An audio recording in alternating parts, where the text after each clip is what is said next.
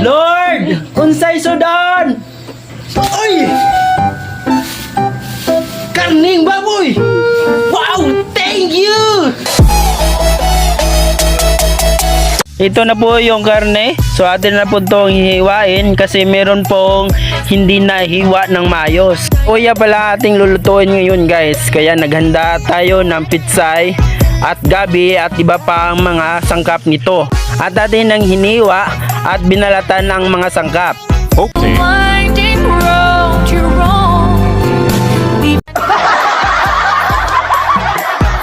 Napakanda po tayo dito guys kasi minsan lang tayo kakain ng karne. Ito yung sinasabi ko na hindi sa lahat ng panahon gulay ang iyong kakainin.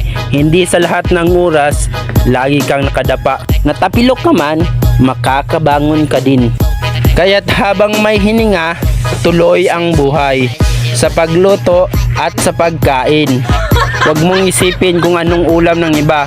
Isipin mo kung anong lulutuin mo. Sa gano'y mapaghandaan mo kung anong mga kailangan nito para sa hirap na hindi mo susukuan. Okay. Naluto na ang ating lauya. So mais po pala ang aming kanin guys kasi mas masarap po kasi ang karne pag mais ang ating kanin. Thank you for watching. Enjoy eating.